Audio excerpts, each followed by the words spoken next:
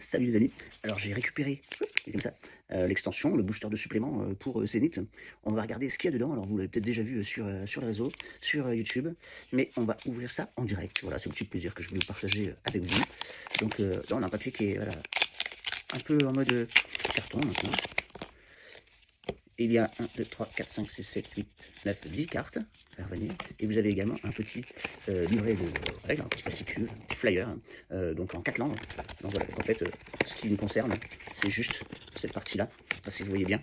Voilà, donc c'est assez simple, assez court, voilà, assez designé comme le jeu. Alors on a 5 cartes qui sont de valeur 0. Voilà, une de chaque couleur pour chaque planète. Puis on a 5 cartes qui sont de valeur 5, et pareil, là, une de chaque planète. Alors, je commence par les cartes de valeur 0. Là, par exemple, celle-ci, vous devez sacrifier une carte, c'est obligatoire, vous n'avez pas le choix. C'est pas conditionnel. Celle-ci, alors je ne comprends pas le symbole, donc eh bien, en fait, on va donner 2 Zenithium, et puis on va en donner aussi 2 à votre adversaire, si je comprends bien. Vous avez, bon, celle-ci c'est simple, c'est pour revenir à la ligne médiane, donc c'est assez basique, c'est pour rééquilibrer.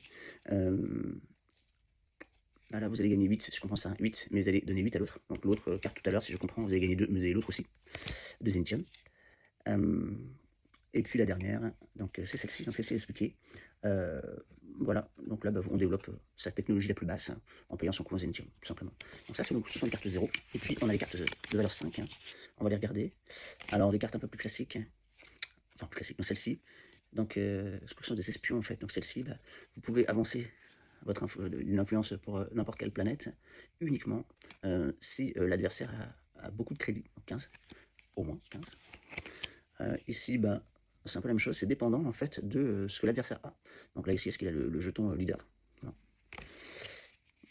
Là, on va pouvoir avancer soit les planètes, donc Mars et Jupiter, ou Vénus et un combo. Donc là, c'est pareil, vous allez pouvoir avancer enfin, faire reculer en fait une planète qui n'est pas la planète Mars, pour en avancer une de 2, et récupérer par contre le jeton leader doré, d'accord, directement pour avoir 6 cartes en main.